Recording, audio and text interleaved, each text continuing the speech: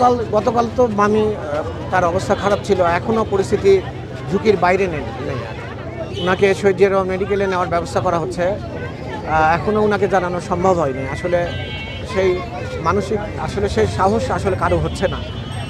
যে মা সার্বক্ষণিক তার সঙ্গে ছায়ার মতো থাকতো, কোনো সময় তাকে ছাড়তো না, মাও ছেলেকে ছাড়তো না।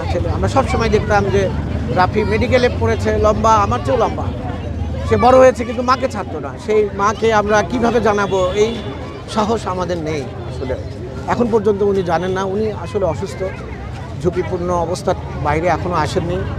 ওনার ফ্র্যাকচার হয়েছে মাথায়, বেশ কয়েকটা কাঁধে আঘাত পেয়েছেন। আসলে পুরো বাসা সবাই এতটা শোকে বিহ্বল, আপনারা দেখেছেন। সারা বাংলাদেশের মানুষই ছেলেটার মৃত্যুতে অনেক শোকাহত, মর্মাহত, এবং আমাদের আসলে এই শোক সহ্য করার শক্তি আমাদের নেই।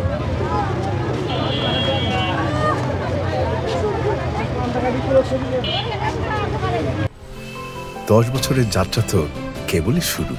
একসাথে গ্রো করার এই জার্নি চলুক আগামীতেও। পাঠাও 10 years of growing with you। কথা বলার মতো অবস্থায় আমাদের নেই। এসেছে সবাই, আসলে কে কোথায় আছে, কিভাবে আছে, ওভাবে যোগাযোগ করে যে শোকে সবাই মুহ্যমান।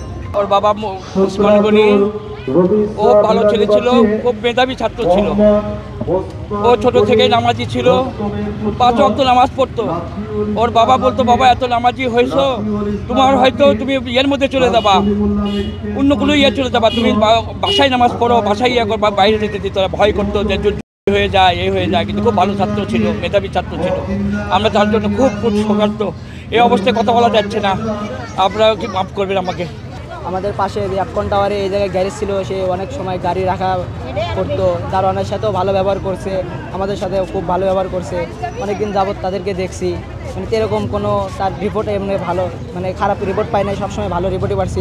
লোকটাও খুব ভালো ছিল। হঠাৎ করে আমরা শুনতে পেলাম যে কালকে একটা দুর্ঘটনার কারণে সে মারা গেছে। আমরা শুনে খুব কষ্ট পেলাম আর কি।